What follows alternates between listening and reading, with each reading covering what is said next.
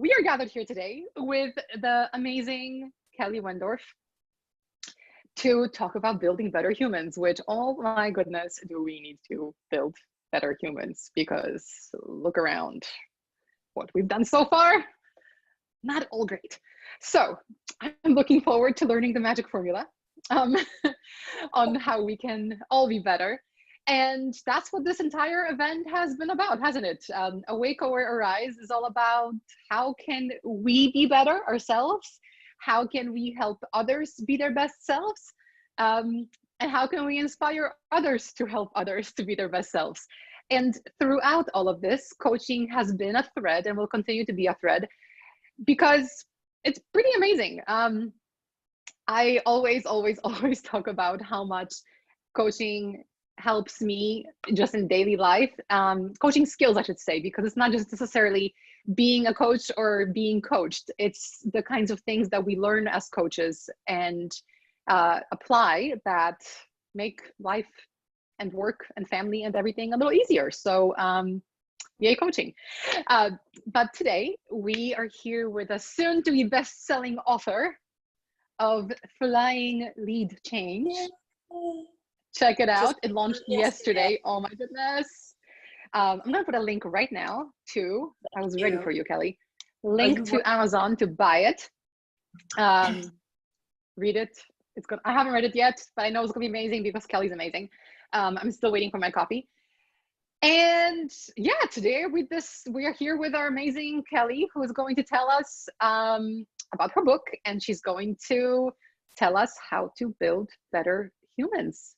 So Kelly is a coach. She is an animal lover, a nature lover. She's one cool chick. She's a Wonder Woman.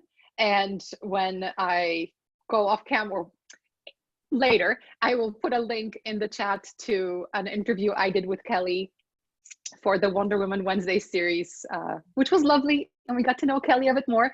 So Kelly, introduce yourself, but you know, I'm going to send people to the video so they can learn a lot about you from that other video too. But yeah, welcome everyone. Welcome, Kelly. Yeah, welcome. I'm always excited, but like right now I'm really excited. So I'll stop talking and over to you. Thank you so much, Magda, and thank you just for the opportunity and all that you do and how you put yourself at service.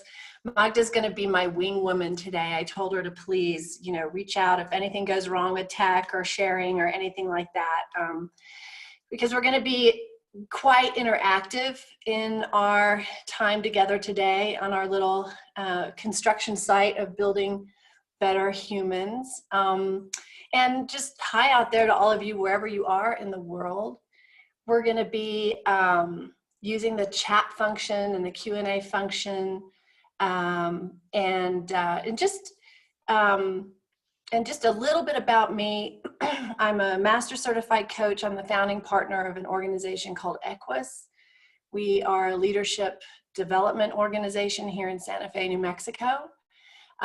We are a coaching organization, and we have a really special process as well that engages horses as co-facilitators of change. So we work remotely with our clients, but for some people who get to come here to our campus, we do a really special process as well. Most of my clients are coaches. That's probably the lion's share of my clientele, which I love because coaches are such a rarefied group of people that are constantly curious. And so today, this time together is for coaches, for leaders, and I hope you enjoy yourself.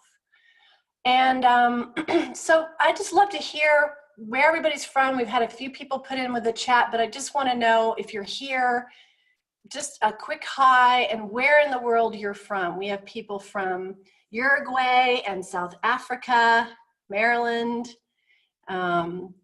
We have someone else here from Santa Fe. Thank you, Gustavo. He said, both girls look great. That's great. Thank you. Greece, Chicago, Atlanta, India, Denver. Hi, everybody. It's really great to have you here. I love how Zoom pulls us together. So I first thought about this workshop when Magda and Ram reached out about this conference, Building Better Humans, and it was just in direct response to the title of this conference, Awake, Aware, Arise. And as we all know, wherever we are in the world, we are in unprecedented times.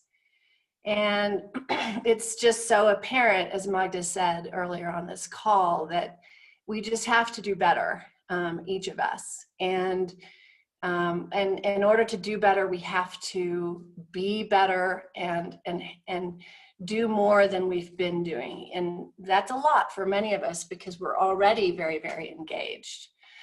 And it's just so obvious that every single person matters. And now is really our time. And probably, you know, many of you have sensed that your whole life that you would be called to action in some way. And so here we are. So today we're going to explore some key principles and practical takeaways for how to grow positively.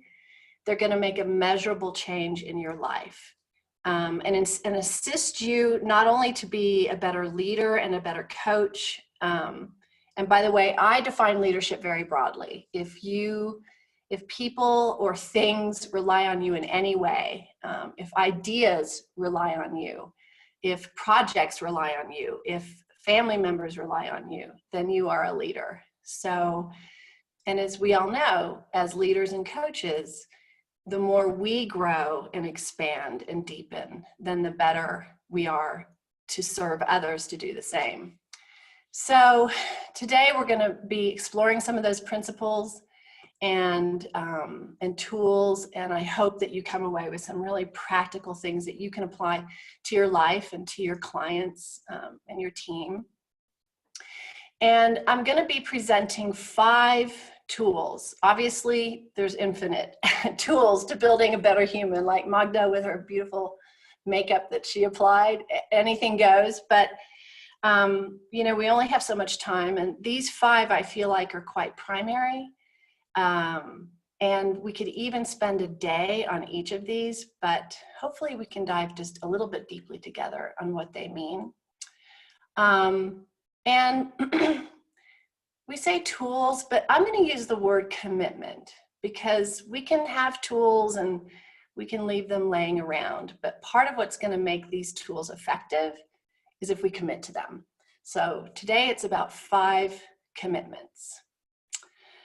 I'm going to invite you to listen just a little bit differently today as well. Often when we listen, we are listening for agreement and likes and dislikes. I agree with this.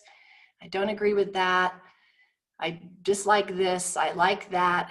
But that kind of listening has very little value, because all it does is reinforce the way that you already see the world.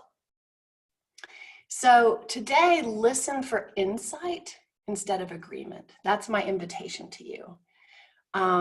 Listen carefully for just that one tiny idea that could change everything for you. And listen for things that you may not like or that you disagree with, and just try on for size. Well, you know, what if it was true? And just stretch yourself in that way.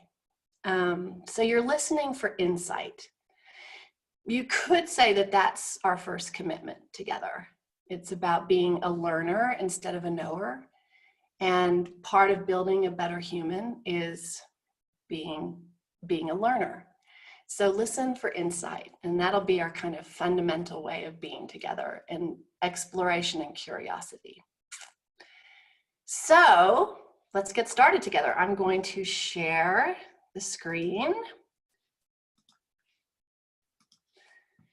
And here we go. Magda's like, yes. So, I'm really an analog gal, so this is really stretching me, I can tell you. So I'm going to start with a quote. This is by the wonderful Sonia Renee Taylor, who is an author, a humanitarian activist. We will not go back to normal. Normal never was. Our pre-corona existence was not normal other than we normalized greed, inequity, exhaustion, depletion, extraction, disconnection, confusion, rage, hoarding, hate, and lack. We should not long to return, my friends.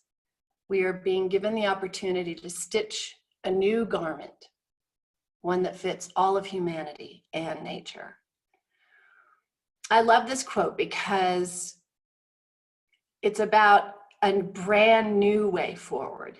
It's about new systems, new models, new processes, new ways of being, and something that she includes not just all of humanity, but humanity and nature. Because obviously, if nature's not doing well, we're not going to do well. So I'm going to open up the chat to everyone, and let's just consider together, like, what qualities in your mind, given where we are, given that institutions are falling down, structures are melting, the climate is really showing signs of extreme change, the economy is tanking, and our health with the pandemic, rising again. What do you think are some qualities that humans need to have now to stitch that new garment? And why don't we just throw it in the chat and just open up the floor a little bit? And Magda, you'll have to speak out loud what you see. Yeah, that'd be great. Open mind, compassion, so far. Compassion, altruism, integration.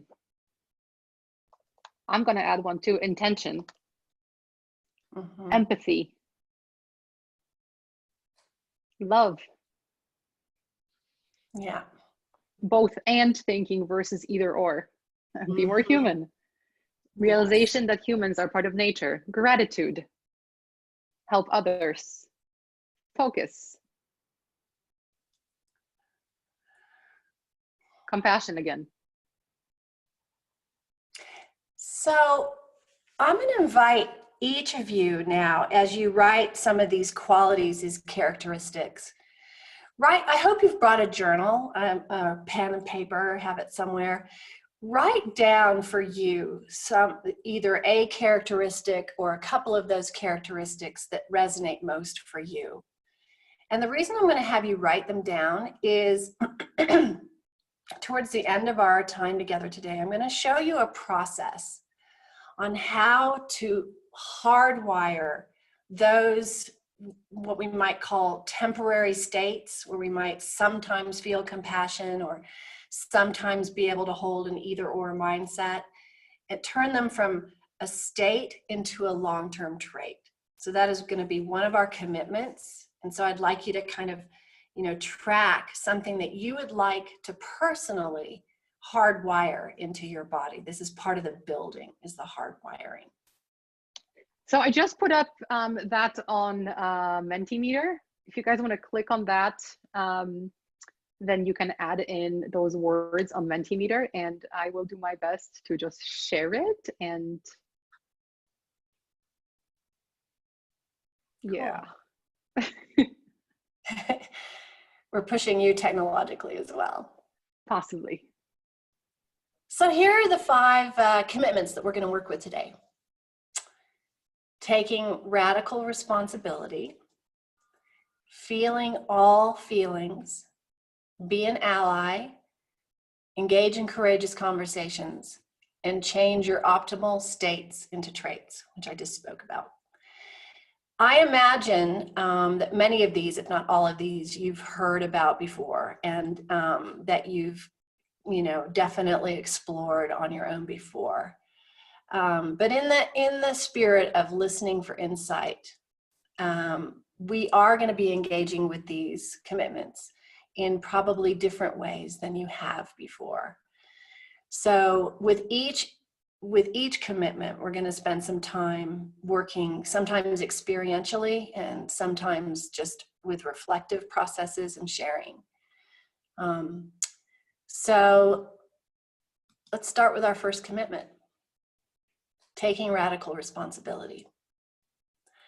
I commit to taking full responsibility for the circumstances of my life and for my physical, emotional, mental, and spiritual well-being. I commit to supporting others to take full responsibility for their lives too. I will refrain from blaming others and myself, from being a victim, hero, or a perpetrator. So this is important that it's number one because it's sort of foundational to all the other commitments. Taking 100% responsibility doesn't mean that you're a martyr or a rescuer and you're a hero, but it does mean that you're taking 100% responsibility for that which you can control and 100% responsibility for your learning, your growth, your attitudes, how you meet the challenges that come forward. When we're not taking 100% responsibility, we're coming from a more fear-based place, and we get caught up in, you know, everybody's probably heard of the Cartman drama triangle, the hero, perpetrator, victim triangle.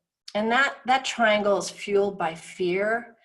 It's also fueled by blame and shame and guilt. And it's really easy for us to get into that cycle because, of course, if something is happening to me, then I don't have any control about it and I'm just helpless. And in some ways that feels like that shift of blame is useful, but it's really, really powerless. So the victim's mindset is very much to me. Things are happening to me. I can't help it. It wasn't my fault. I didn't make it happen. The hero mindset tends to be a mindset that is very averse to tension and conflict and pain. And so heroes will step in because they don't have that capacity or the mindset. I'm going to say these aren't people, these are mindsets. The mindset does not have the capacity to feel those uncomfortable feelings. And so they'll often step in very quickly with rescuing and enabling or temporary solutions that aren't useful. And it often holds other people as small, like they're not really capable of doing it. And so you in that mindset will rush in. Taking 100% responsibility is not being the hero, because part of understanding 100% responsibility is not taking more than your 100% as well. So some of us who are great doers and great achievers, this can be a real edge for us to not take more than our 100%. Of course, the perpetrator blames and points the finger. And sometimes we run this circle inside ourselves, this triangle, where we blame ourselves and point the finger at ourselves. So the shift then is, what can I learn from this? Where can I grow from this? Where do I have power in this? What is mine to do in this? And when we take 100% responsibility in that way, we empower others to take their 100% responsibility.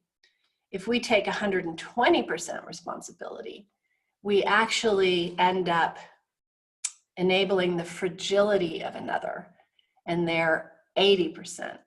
So kind of consider ways that your robustness of 100% can meet another person's robustness and their 100%. So just throwing in the chat this consideration of 100% responsibility, not more, not less. What might shift in your life if you took 100%? And just throw some of these in there.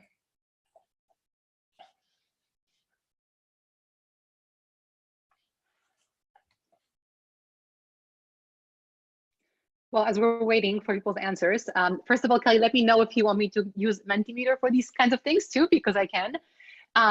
But for me, I think I would feel a lot lighter because I tend to take a little bit too much responsibility, I think. So 100%, I think, would feel just right. I think I would be less anxious. Mm-hmm. Yeah, for me too. I tend to flip in the victim hero place. I'll take too much responsibility and then I'll feel victimized by it. So I can ping pong in those places. 100% is quite a sweet spot. But what I notice for myself is when I'm at that place, I call forth the empowerment of others as well. So a couple answers came in. Someone said they will feel centered. Someone else said the feeling of letting go. We are responsible for our thoughts, emotions, words, and actions.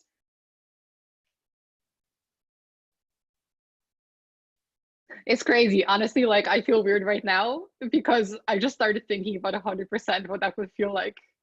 And it's like, huh, I don't remember feeling at 100%. I'm always right, on the right. other spectrum.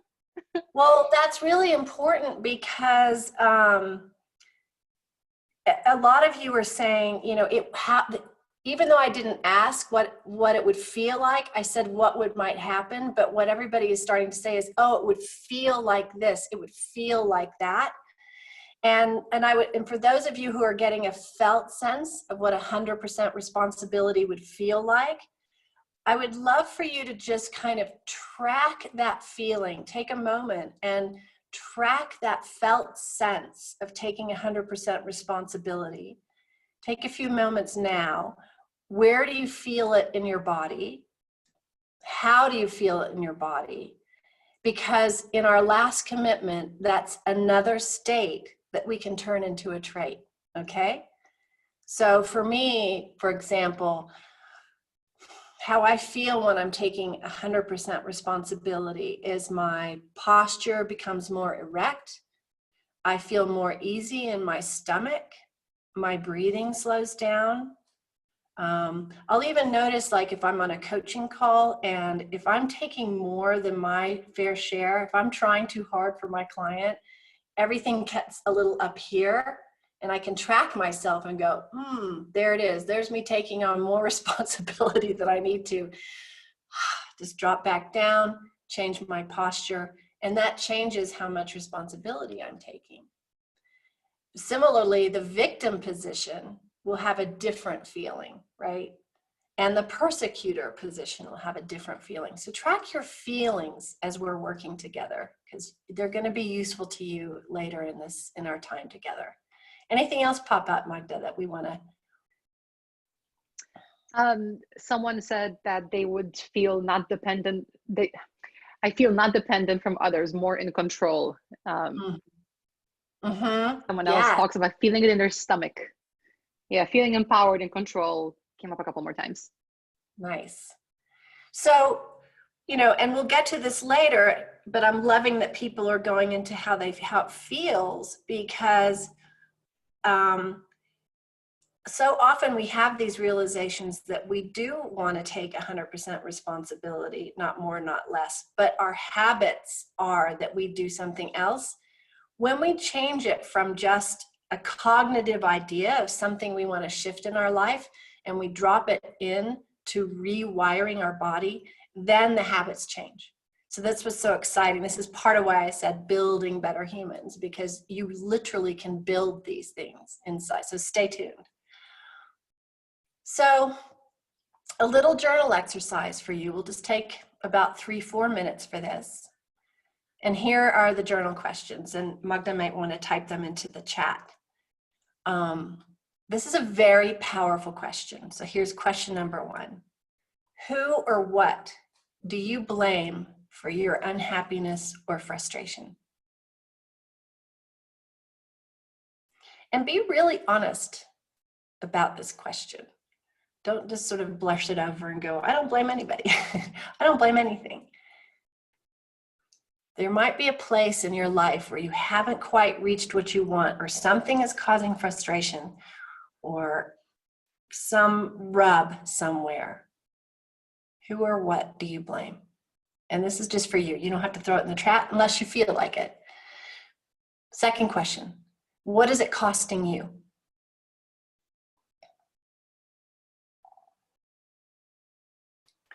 And third question, what is one practical action step that you can take to shift the responsibility back to you?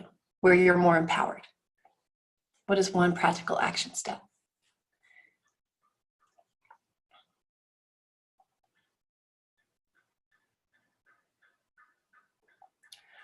By the way, if you have an insight that comes while we're talking together, please put insight in all caps in the chat. And that'll just give Magda a sense of like, oh, here's someone popping with some insight, and she can just name it. So insight, and if you have a question, you can put that in all caps as well, question in all caps, and then write your question. Since everyone's still journaling, an insight I just had about myself was that I try to not to blame anybody. I try to take responsibility for my actions because I want to feel empowered, and because I was previously in a position where I wasn't that. I was in an abusive relationship, and it destroyed my soul. But what I just realized was that a lot of times I still do blame that a little bit. If I react in a way that I don't like it, I, in my mind, say, well, it's because I went through this thing. No, it's not. Like, whatever I just did is me. So stop using it as a crutch. Insight. Yeah. So you blame the past scenario for the present showing up now. Yeah. Awesome. Yeah. Great insight. Really great insight.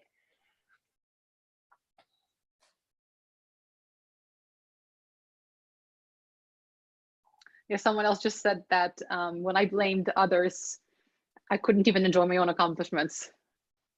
It's interesting how. Yeah. Wow. Right. That's a really, see, I'm learning stuff all the time. That's a really big one. Yeah. We'll just give everybody a couple more minutes because these are deep questions. And of course you can go back to them, but we have time. We have time today.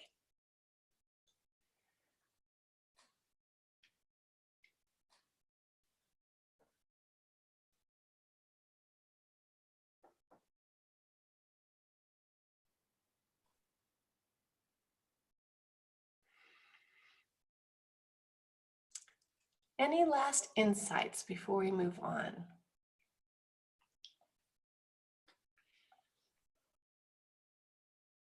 Okay, here's our next commitment. Feel all feelings. I commit to feeling my feelings all the way through to completion, the pleasant ones and the unpleasant ones. I commit to feeling them as sensations and will resist naming them, blaming them, judging them, or numbing them. So this is one of my favorites. And for many of us, it can be a tricky one, especially if we've had a lot of meditation and mindfulness practices. A lot of conventional practices have us focusing on our breath or that still point or just being with sort of the quiet center, kind of leaving the rest of the world out. And I'm inviting you to turn that on its head and let it all in,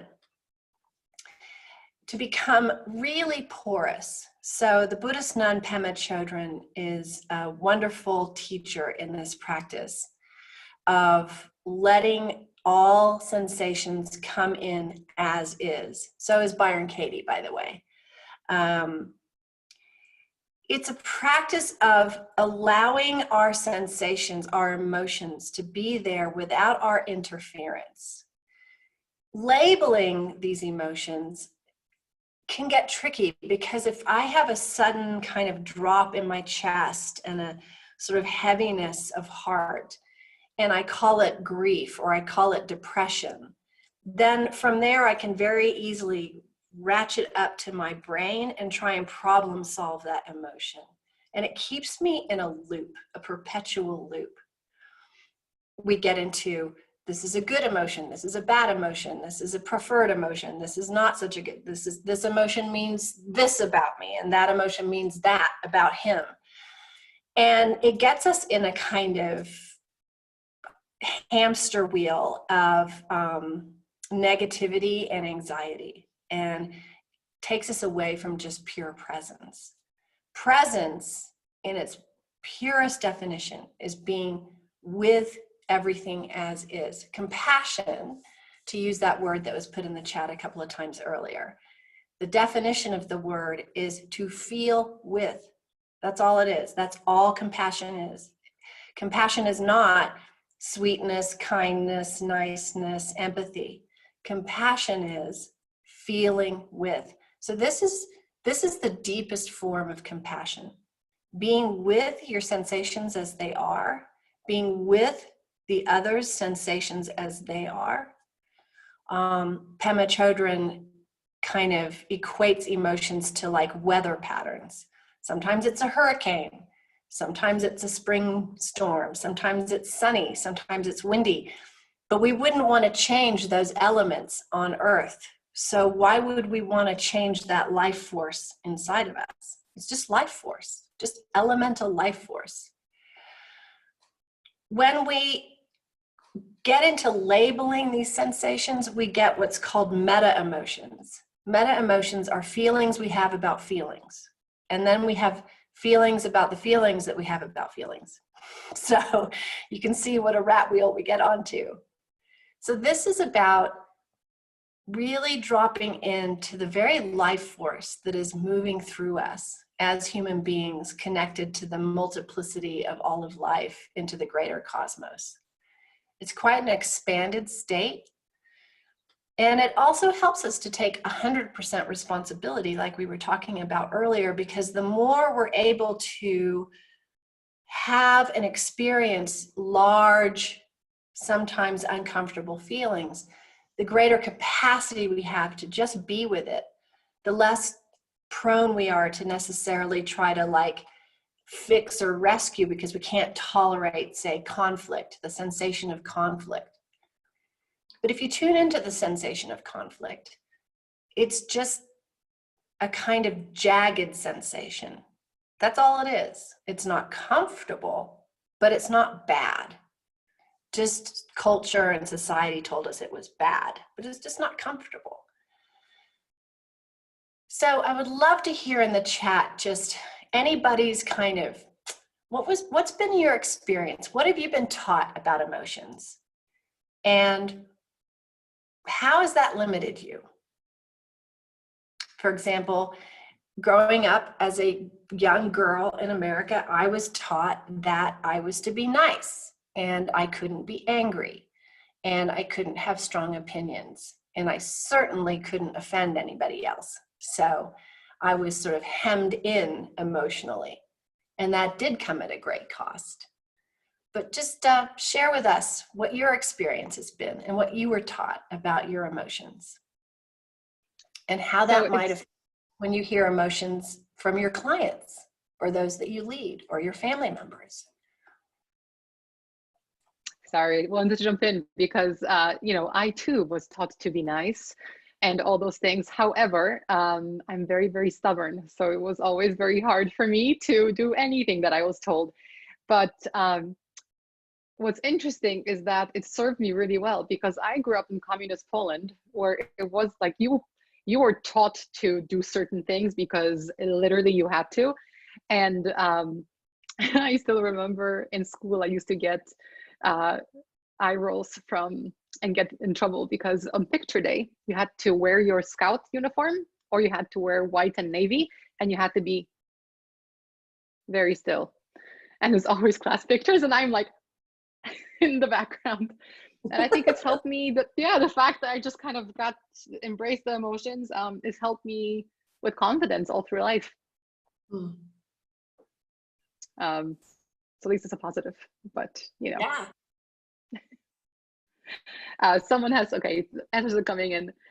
I was taught to be modest. I still find it difficult to share any accomplishment with others, thinking that perhaps it could be taken as show off. Yep, same here. Mm-hmm. I won an award, an international award last week. First time saying it out loud. Have not announced it on social media, have not put a press release. So I can totally relate. Now I feel weird that I've said it, but anyway, we're growing here, right? We're growing.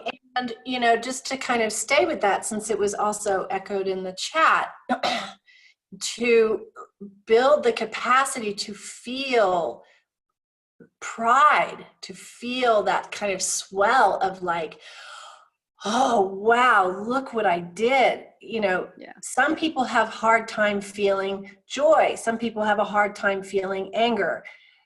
Some people have a hard time feeling success, right? So to like allow those feelings, the fullness of their expression inside your body becomes a practice.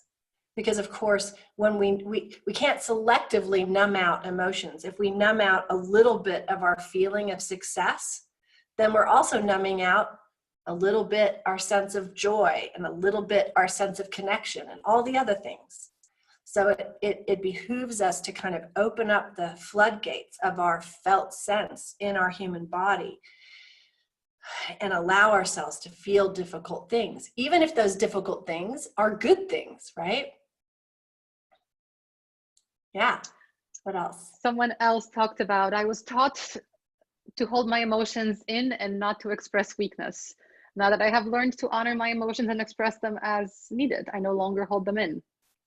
Someone else said, be strong. Boys don't cry.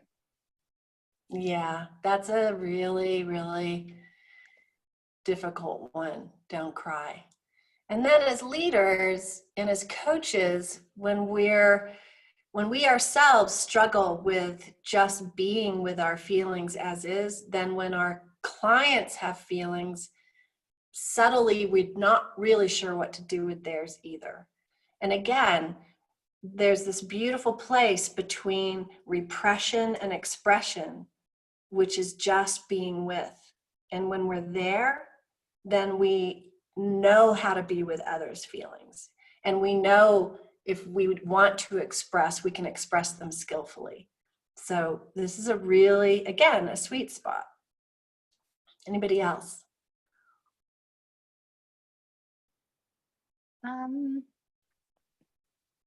Yeah, someone just said, be vulnerable, express how I feel, no matter what. Mm-hmm. Yeah. So we're going to do a little exercise with this right now. So just kind of put yourself in a kind of comfortable position wherever you are. And you can close your eyes for this. And we're just going to do a little experiment. And I would like you to conjure in your memory and your body's memory a felt sense of something that is or was difficult for you, an unpleasant feeling. Now, you don't have to go somewhere really traumatic. I just want to get some mild sense of discomfort. So some frustration, some awkward vulnerability, some uncomfortable feeling. And I would like you to conjure it and bring it forward deliberately. And I'm going to give you a few moments to do that. Usually it starts with a memory and then the body goes, whoop, now I remember how that felt.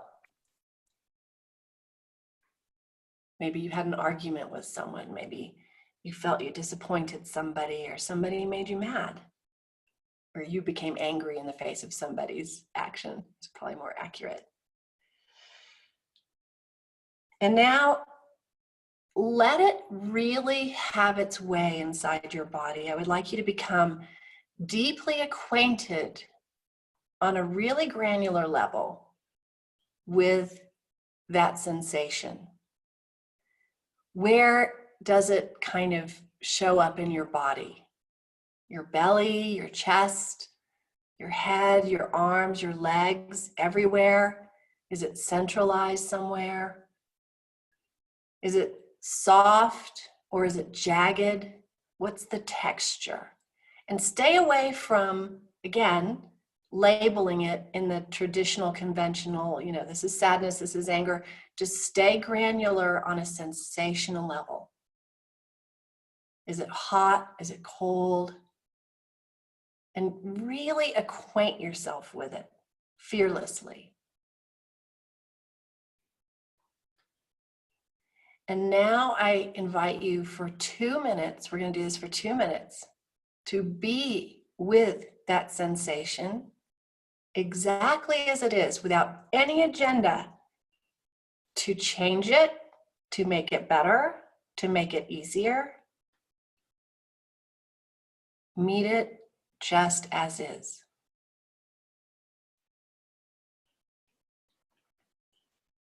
Two minutes.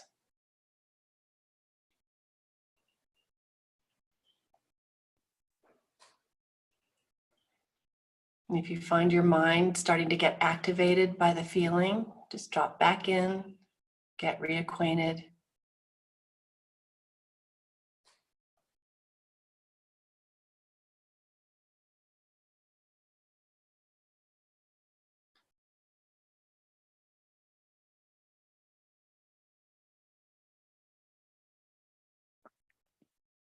One more minute.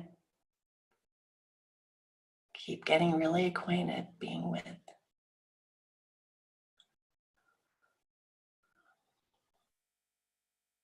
The aim is not to make it change in any way.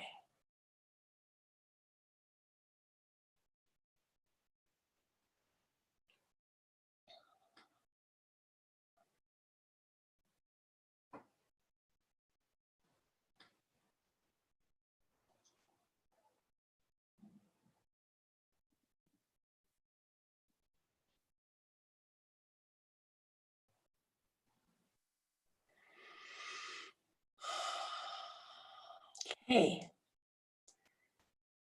So I'd love to hear from people in the chat what they noticed happened towards the end of the 2 minutes. What did they notice happened to that feeling?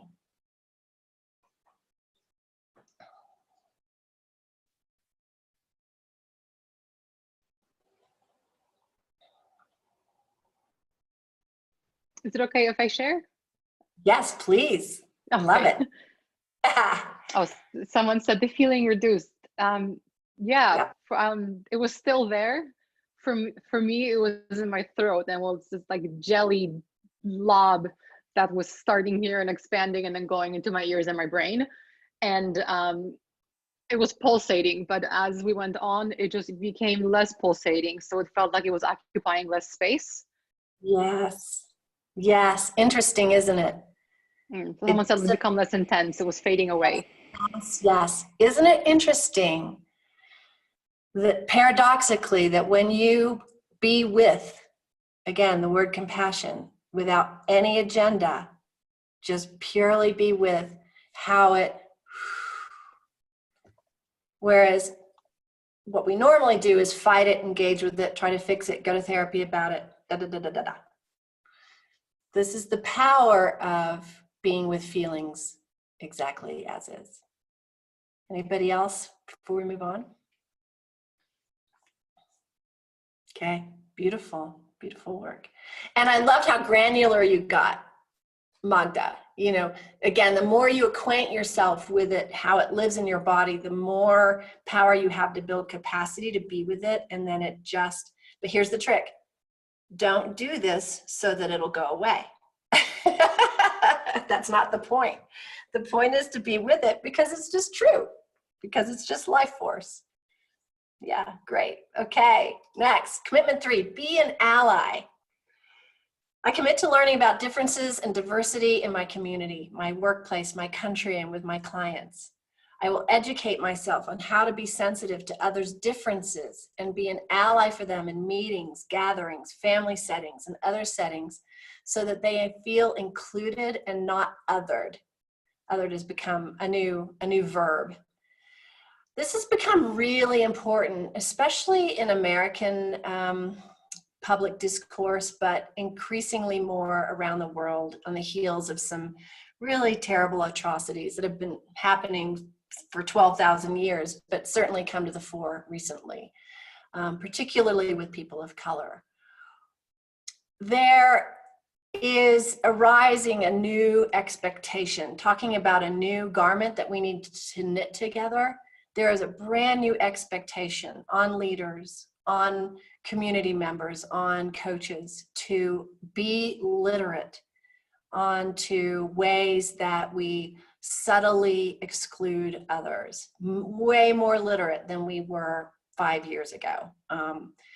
if we're going to hold communities of diversity, if we're going to help other people move forward, and we're going to knit back together our humanity, we have to understand the differences and the traumas and the historic traumas that are still pervasive. And if we don't address those and work with them, we can't knit back together. And kind of spiritually bypassing this piece and saying, hey, we're all one, I don't see color, it actually, it prevents this from healing. So we can't bypass this step. We need to become literate on this, a term that's called subtle acts of exclusion. It's also known as subtle acts of inequity. And these are often, they used to be called microaggressions.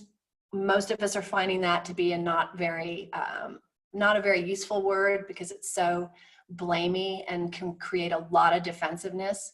So subtle acts of exclusion, subtle acts of inequity, these are subtle, often well-intended actions, remarks, things said or asked that exclude people with marginalized identities, ethnicity, age, religion, gender, sexual orientation. And, you know, most of our countries operate on a caste system. And we have those who are most privileged, right down to those least privileged. And I don't necessarily mean financial, I mean status. So those of us on higher privilege need to be very, sort of sensitive to those with less privilege, and be sensitive to how that shows up in space, and how we, how we other people, make them feel excluded. One way to do that is to create, besides becoming really literate about these SAEs, and there's a lot of books about this out there. There's a book that's on my handout that I'll recommend, but is to create a super easy to follow, agreed upon system inside your organization, where people can name SAEs and care for the SAEs and move on, and everybody gets to grow together. Let's see, I think I'll show the slide now. So here's the model. The model is, I call it the Jedi model of inclusion for subtle acts of exclusion. I got this name from my friend Toby Herzlich, who runs Biomimicry for Social Innovation. And it also comes from Tiffany Jana's book, Subtle Acts of Exclusion, a really, really powerful book. If you're going to get one book on this, that's the one. It's really simple, very, very useful. The model goes like this. Pause the moment or the action. So if you're in a meeting and you notice that an SAE might have happened, pause.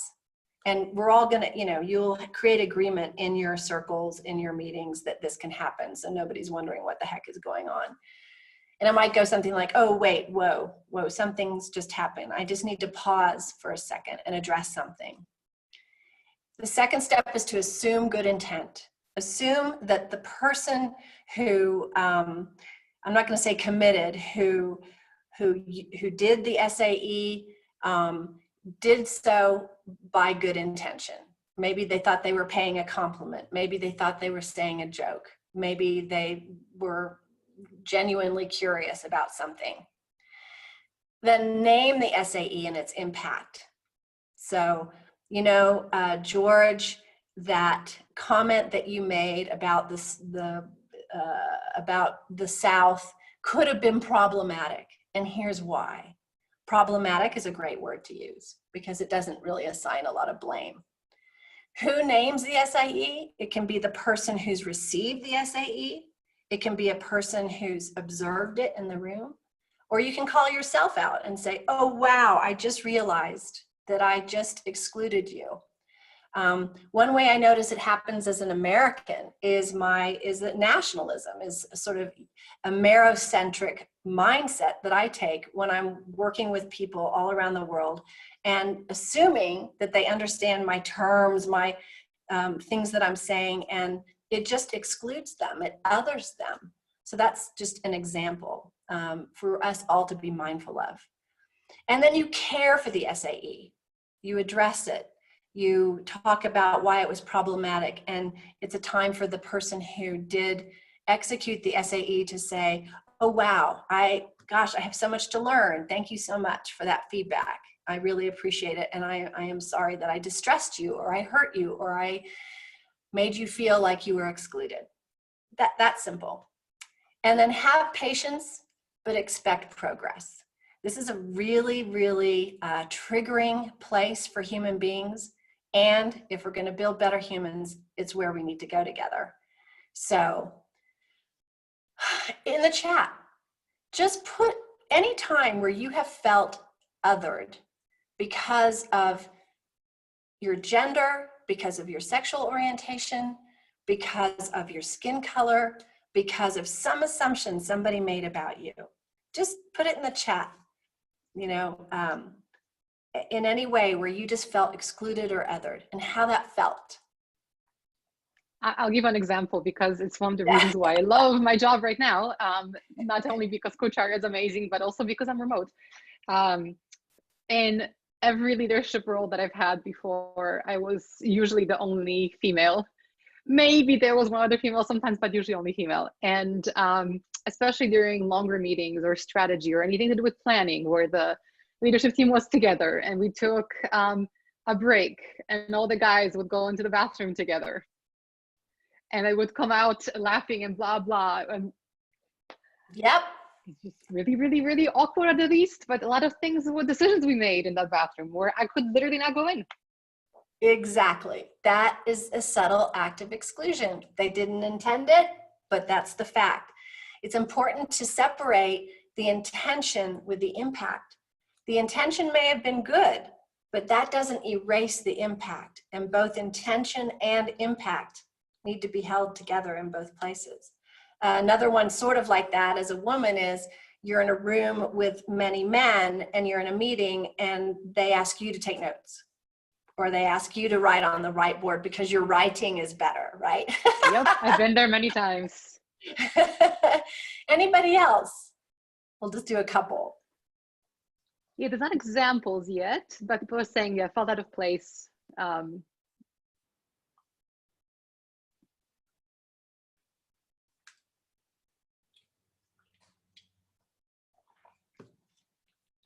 Yeah, I have a lot more examples. I just don't want to dominate the conversation. We'll move Someone on. said not feeling good enough. Yeah, great. Good. Okay, next commitment. Engage in courageous conversations.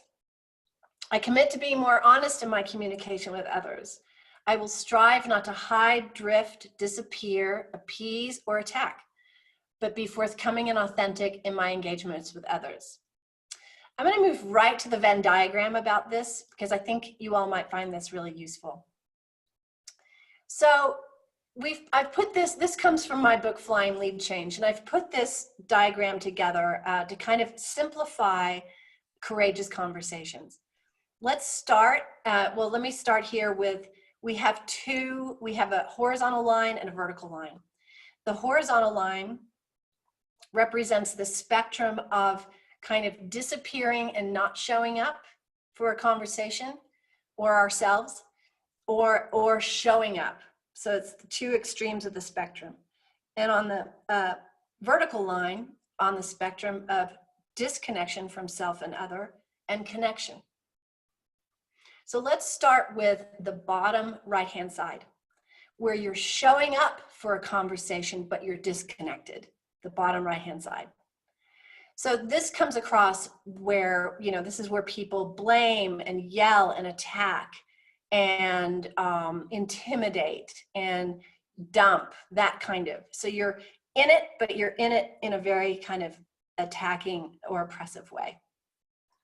The bottom right is where you are disconnected and disappearing. This is where you check out, you numb out, you withhold, you're like, well, they're never gonna listen to me and I'm just gonna, like that. Then there's the upper right-hand side, where you're connected, probably more to the other, but you're disappearing yourself, right? So this is where the rescuer comes in. Crumb scraping, where you're like, well, I'll just take a, I'm happy with just that much from the engagement. Where you're justifying yourself, fixing, promising, pleasing, appeasing, that kind of thing. And then there's the sweet spot on the right hand upper side. That's where the transformational, courageous conversations can happen. This is where you're connecting with yourself, you're connecting with other, and you're really showing up. You're feeling all feelings, you're processing those feelings, you're respectful about the impact that you might be having on the other. You're staying in the fire, regardless of how it might be hard to be in conflict, but you're really staying there to see it to the other side. And you're open for it to circle back around so that if more processing needs to happen, you're there. You're not just like, okay, now we're done with the conversation. It's challenging. You're challenging the other. There's a lot of candor in this quadrant. So we're going to try something fun. I hope we can do this. If we're going to put ourselves in this little diagram I have here, where you most tend to be. And to do that, you go up to the top of your screen to the little green bar that says that you see you're sharing my screen there. And then to the right is a little options. You click down to the word annotate. And when you click annotate, then there's a stamp. You can use a stamp or a squiggle. Just use a stamp, but you could have a star or a heart, and put yourself where you usually tend to be in conversations. Are you in that upper sweet spot quadrant, or do you tend to kind of appease? Yep. So was that you, Magda? But these are anonymous. Sorry, Magda. These are anonymous, but but so you can know. In that case, I'm gonna not just yeah, kidding. great. This is where you are. This is not where you want to be, but where you are. Oh, someone just said, "Whoops." Where do you tend to be? If I could annotate, I would kind of put myself upper leftish a little. If that's where I really have to work hard in the transformative place. But nobody knows who's putting their things up, so it is anonymous. Yeah, so just sorry to interrupt. So everyone, you need to click into the Zoom screen. And then on the very top, there should be I actually think it's on the very top. It's in view options. People are saying they can't annotate. Oh, that sucks. Maybe that's okay. Hold on. That's because it's a webinar, huh? Oh, maybe, but I have an idea. Can help.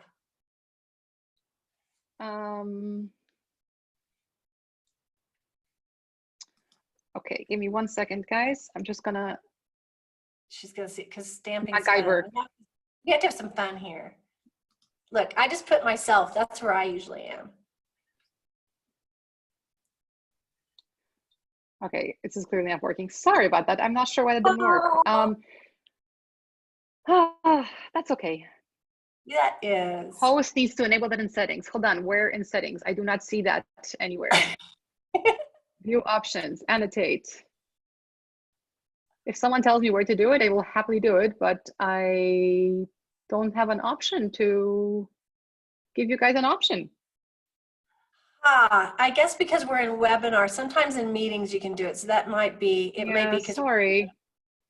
It's fun to play with for those of you that do workshops online. Anyway, in your own mind, heart, just kind of place yourself where you tend to be, because it's going to assist you to look at where you'd like to grow. For example, for me, I could do more showing up. I'm good with the connection part. I'm the heart. That's the heart piece there that I annotated. But I really, it's in showing up and having a little more robustness in the conflict, being willing to have conflict, being willing to stay in the fire. That's just speaking for me. But you may have a different place. Do you tend to check out? Do you tend to check out and then suddenly get really frustrated and then get angry? Just place yourself there. And great. Well, I'm not allowed to replace it because that's not letting me either. So fun stuff. But yeah, the more it's interesting, the more I go through the different lists, I think I'm more next to you than I am where I put myself at first. Good job. Well done. Thanks. Yeah, great. Okay. Oops, I just annotated and I'm trying to now I don't want to annotate anymore. Now I need to move my cursor. So the next screen here, and I need to get out of annotation. This is now a problem.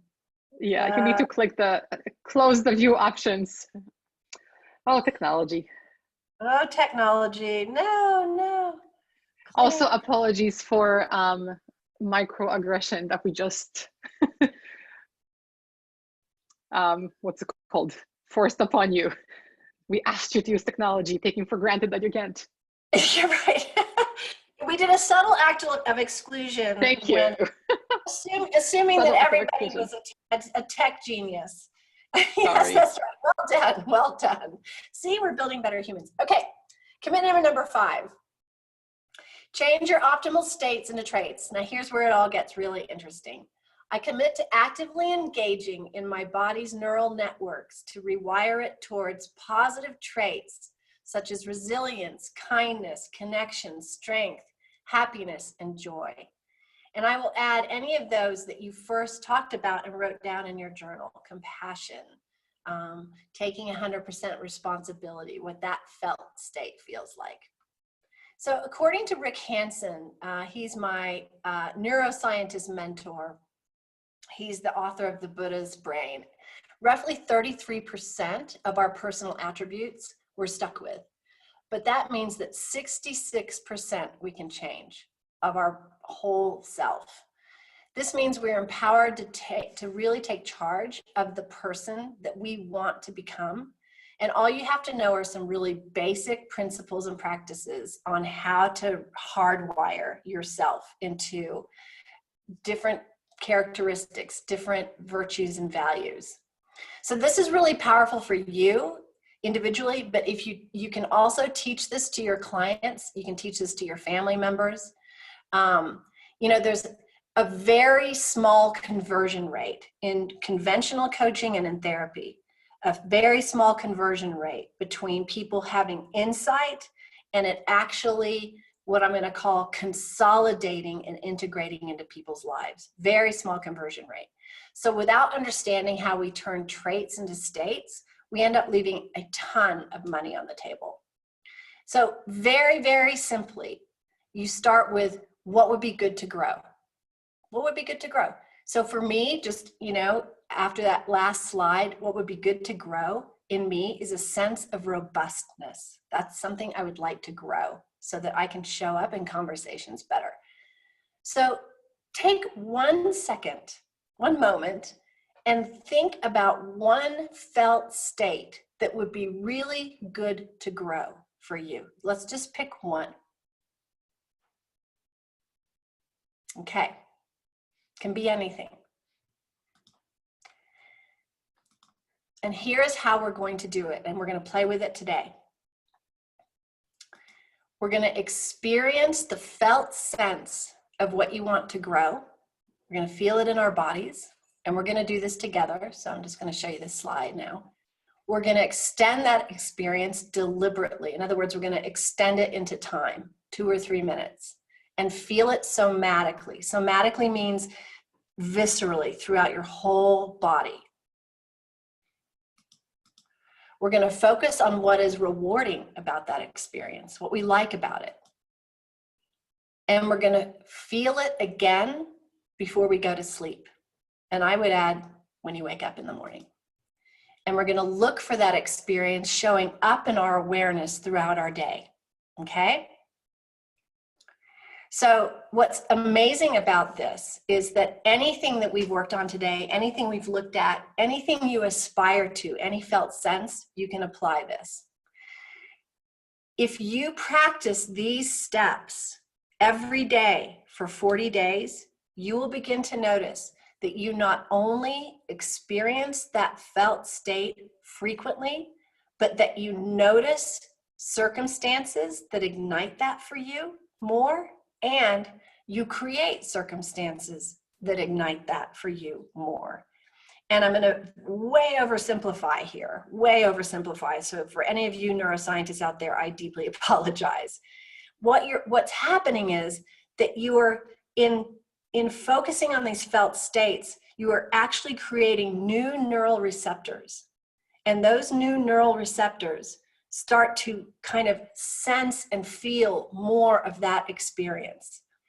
It's kind of like, you know, when you're shopping for new tires for your car and you are really hyper-focused on tires, and then pretty soon that's all you do is see tires for a while. That's because you built new neural receptors. Or you're remodeling your home and you're looking at tile, and all you do is see everybody's tile when you visit people's houses. That's because you've built new neural receptors. So that's how that works. So let's do it now. So think of a feeling that you want to have. And close your eyes for a moment. You can do this closing your eyes. And just like we did with the feeling all feelings, feel what that felt state feels like in your body. Get really viscerally acquainted with it and get granular. What does your posture feel like in that felt state? What do your muscles feel like? What is your jaw doing? Your backbone, your chest? Is it big and warm and radiating? Is it soft and smooth? What is the tangible landscape that you feel?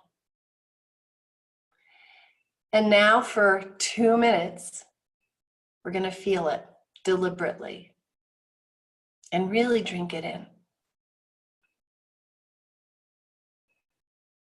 And as you drink it in, focus on what is rewarding about feeling that experience. What's rewarding about it?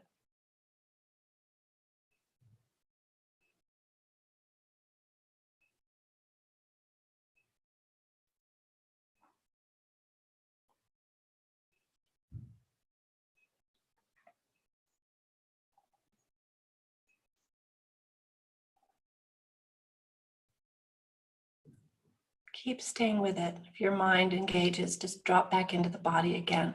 Really luxuriate in this experience that you are wanting in your life.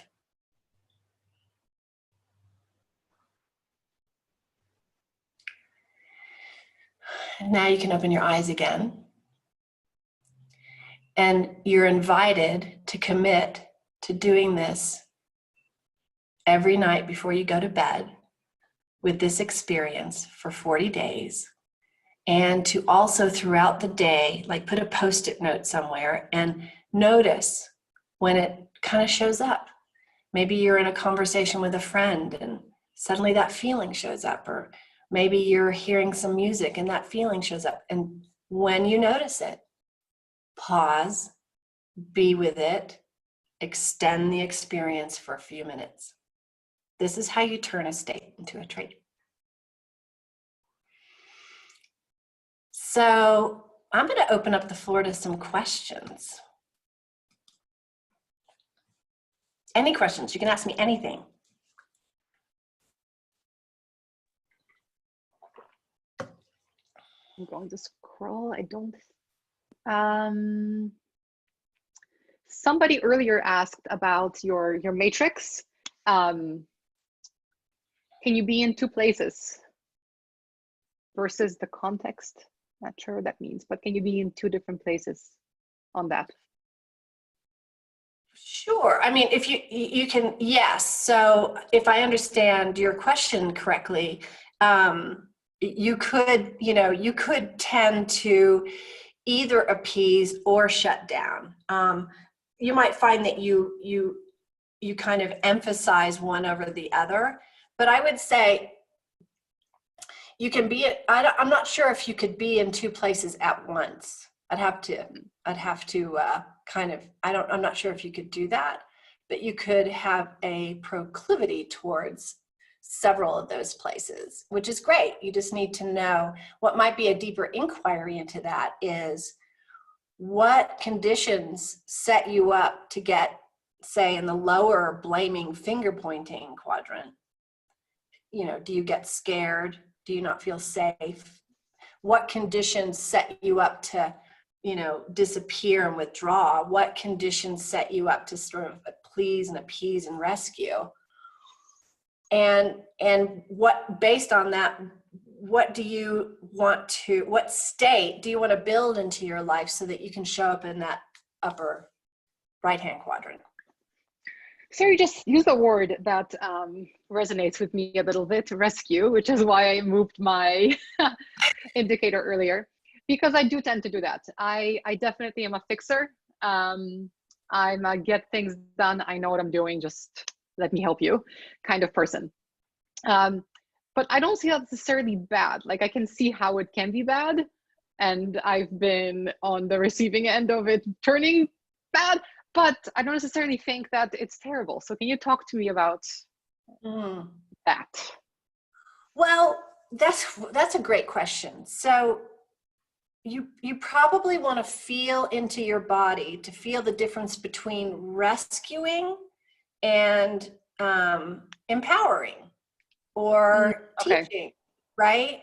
So rescuing tends to be more, you're holding the other person small, or you just don't have time for them to have the learning curve, or, you know, there's some elements there. So pay attention, because those of us who are really capable of getting things done and making things happen, that's an edge where we have to make sure that we're not, we're just not holding the other person small, because then we're not helping them at all, right? Because we're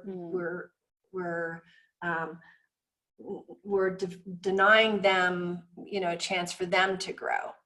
And I think if you'll notice in my work, I'm very much into the body, because I believe that the body tells, if you're feeling anxious, you might want to like check in, because I think when your anxiousness shows up, it means you're overreaching past your 100%, right? Right? Because actually, when we were talking earlier, when you said, when I just take my 100% and not 120, I don't feel anxious. I feel more. So let your body help you tell the difference. It'll light up with anxiousness when you're overreaching. Yeah. Yeah. Someone's asking, how can we identify a state? Is an emotion or feeling in the body, for example, is courage a state? Yes, courage is a state. You get to decide what's a state. States are different than emotion, right? I mean, you could say generically, it's all sensation, right? It's all sensation. Conventionally, people think of emotion as happiness, sadness, grief, joy. But when we say state, it's a bit broader. You know, what does courage feel like? What does you know, uprightness feel like? So you can define your own states. Does that answer your question? For me, it does. If I don't know about Dawn. Yes. Yes. Please ask your questions in the chat, but it just occurred to me that for those of you who are enjoying this, which I am, there's a session tomorrow with Tony Woods, who is looking at this from an art perspective. So just as we were talking about describing these things, tomorrow you actually get to draw them along with him. So I highly encourage you to please come to that too and get a different aspect of this exact same thing. Well, not exact same, you know what I mean? Oh, I want to follow up on that courage question. And you also get to decide what courage feels like. What courage feels like somatically in your body is going to be very different than what courage feels like in my body. So you get to decide what state you want, and you're the one who decides what is it actually, when I embody courage, what is it? And you can even see for me, I go, you know, even my posture changes. So what happens for you when you embody courage? And that's what you want to map and track and consolidate in your body. So I told you guys to have your questions ready at the beginning of the session, but everyone's just experiencing versus thinking of questions. So I will wait for those to come in. There are no bad. Yeah, there's no bad questions. Only bad people. I'm just kidding. No, I know. I'll stop talking. So for me, I'll ask another one. When we're coaching people,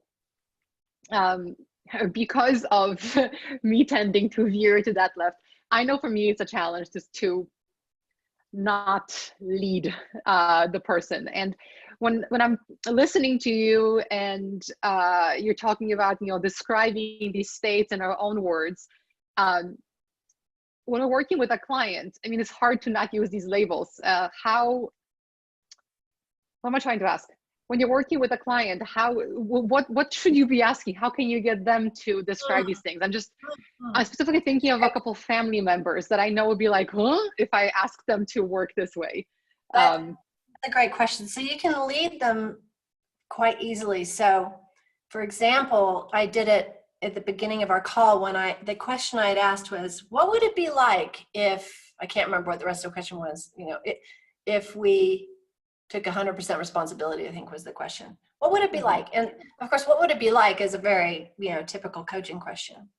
You notice that so many people said, well, it would feel la, la, la, right? So right there, it's such an easy thread.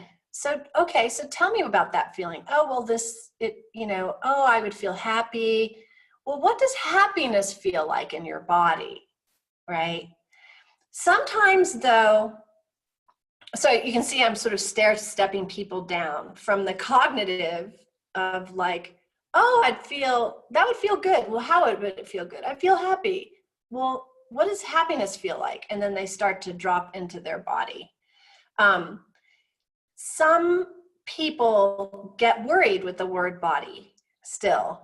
And so you may want to set your clients up for success and let them know that you're learning things about how somatics work in coaching, how the body gets rewired. You can, you know, Rick Hanson's a great resource, rickhanson.net, S-O-N. He'll be on my handout. Amanda Blake's book on Your Body is Your Brain. She's a coach and a neuroscientist, and it's amazing. And you can give them a heads up and say, I'd really love to assist you to really change some habits in your life. And this is how we can do it. And so I will be asking you questions about how these things show up neurologically for you in your body. And so then they don't get freaked out suddenly. Why are you talking about bodies? So does that help? Mm-hmm. Definitely. Someone's asking, some clients are challenged by staying with a feeling. How can we ease the process for them? It's a great question. Often because they have been conditioned to imagine that, you know, there's good feelings and there's bad feelings. So, you know, and I depart from some classical coaching points of view where, you know, I shouldn't be teaching anything. But if I have the information that there's a possibility to reframe emotions into pleasant and unpleasant, that the reason she's having, or she or he is having a hard time, or they are having a hard time being with feelings, is because they're having meta emotions about those feelings. This feels difficult. You know, this means something about me, or I may never stop feeling this way. And so there's a whole lot of that. And so your job is to help them take away the feelings they have about their feelings and give them permission and safety. And you can hold that space with them. You can actually say, I'm going to feel it with you, so that they are departing from this, like, this is a bad feeling and it's okay. It's just unpleasant. It doesn't mean anything about you. Just be with it and let's see what happens. And you can even say something like that. Let's just see what happens. Let's be with it together. I'm going to be with it with you. And if you're really sensitive, you can actually feel it with them and really feel it with them. And invite them to experience like we did today on the call. And I even say things like, you know what? And if if you don't like it, we can always go back to hating your feelings, or we can always go back to, separating from your feelings, but just give them as much sort of permission and curiosity, that they can meet it with curiosity as possible. I like that. Just one last question on this too. What if you have a particular tendency or preference to feel one way? How do you experience it, not label it, and still try to change it for the better for you? Okay, wait, can you read that again? So what if you have a particular tendency to feel one way? So I'm always excited, I don't know. How do you experience it, not label it, but still try to change it? Oh, see, there's the there's the fly in the ointment, as we say in New Mexico. Trying to change it. You've probably heard this a million times, but what you resist persists. So if there's, and I'm assuming it's a feeling that you're not liking, but you would love to change it, and it shows up all the time. That's my assumption I'm making. Part of why it stays alive in you, my guess, is because of the resistance you have for that feeling. And again, as if the reframe is, it's just weather patterns. It's just life force. Some people live in Seattle and it's cloudy all the time in Seattle. Some people live in Arizona and the sun is shining and there's never any rain at all, which I could hardly tolerate myself.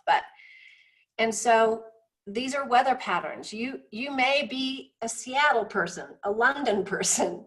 And for you, the challenge is to be okay with what shows up in your body as is.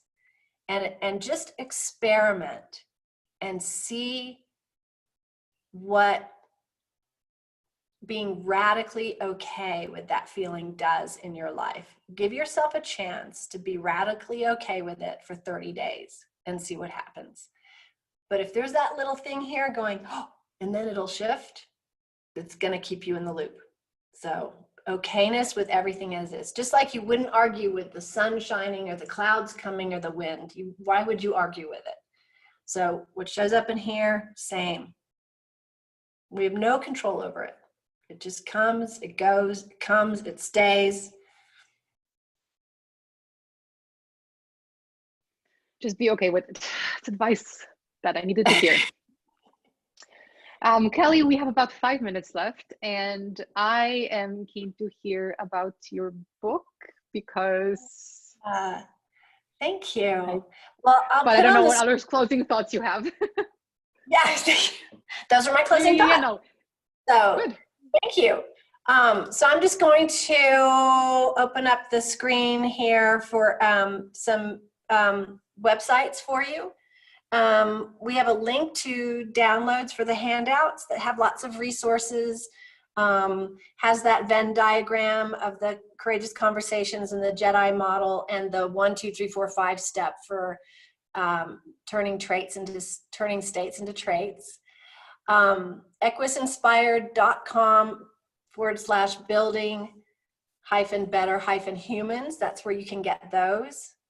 My book that was released yesterday is called Flying Lead Change, 56 Million Years of Wisdom for Leading and Living. And it is a book that combines coaching, nature-based science, contemplative wisdom, and neuroscience, and indigenous wisdom. So I weave all the elements of the way that I work with people into building better humans, basically. So a lot of what we've been playing with today is in the book, plus a whole lot more. It's a different sort of book. There's a lot of how-tos, but it also, because it's about the human story, there are a lot of stories. There are teaching stories from indigenous people around the world, which are very, very powerful because there's so much about that wisdom that we have lost today. And I think part of building better humans is to not throw away the past, but weave in what has been a principle of thriving and flourishing for, well, if you look at nature, 3.8 billion years. So if we bring in some of that wisdom, that ancient wisdom, it will help us for contemporary times, to be sure. So flyingleadchange.com is a page where you can download a free excerpt of the book and also purchase it from major booksellers around the world. Amazon India, Amazon UK, Amazon Australia has it, and other major booksellers as well. And then kellywendorf.com is my coaching website. So yeah. I wonder, should we put it in the chat, Magda, so people can... Already did. See, just so ahead of me. That's all I have. There's one thing I can do, it's type. we have 3 more minutes. If anybody has any last things to share, any insights that showed up, your wisdom is so much more profound and meaningful and useful than mine. So anything you want to share with the community while we have 3 minutes, would love that. And it's been an absolute delight to be with you. And Magda, thank you so much for being my wing woman. Thank you. It's my pleasure. For me, like, not being controlled by the past, I already try to live in the present. I try to live in the future, frankly. But yeah, the one thing that gets me is whenever I feel weak, when I tend to go back to, oh, well, it's justifiable because I went through what I went through. And I think I'd stop doing that. I need to just, like you said, just be okay with it, just live with it. And hopefully it won't bother me. I can take more ownership of when things don't go so well, or when I do feel crappy. It's okay to feel crappy. I don't need to fix it. I can just feel crappy. Experiment with that, and then let me know in a few weeks what you discover. I will be really interested to know. I will. Yeah, absolutely. Yeah, I think it's especially important now because, like, you know, like you said, the world is not in a great spot. So, and it's especially for those of us who are in the US, things are not going to change anytime soon. Right. Yes. Because it's just getting worse right now with COVID, etc. So we need to find these techniques to be able to get through it and not let it rule us. I think 2 words that I would like to leave everybody with is capacity. You know, that would be capacity to feel things, capacity to experience things. So we make ourselves broader as human beings. And robustness is another word that we are robust in ourselves, that we can meet the moment with that robustness, and we can call in and call forward the robustness of others so that we can not just survive these times, but flourish and thrive. And may we do so. Yeah. We will. Thank you so much, Kelly. Thank you so much for everyone who attended and everyone who's watching this or listening to it in the future. If you are listening to it, check the episode notes for links that we had on the screen, because you would have not seen the screen. But yeah, thank you so much. Flying Lead Change is Kelly's book. We all need to read it. The handout is also in the chat. I will make sure that it makes it to the episode notes, both on YouTube and in the podcast, so you can download the handout. I just looked at it and it's quite handy. Frankly, Kelly, I think you can do a book just on building better humans, because this session was incredibly amazing, and I'm going to be rewatching it and taking copious notes. Great. Wonderful. Wonderful. Thank you, everybody. Thank you so much for everything you're doing, Magda. Yeah. Thank you. Have a beautiful day, everybody. A beautiful night. Beautiful night, beautiful whatever. And for those of you who want to learn more, which should be all of you, we have 3 more sessions tomorrow at Awake, Aware, Arise. And next week we have 12 more, and then we're done. So we'll be back to our regular weekly schedule. But thank you so much for your support, everyone. It's lovely to be here with you.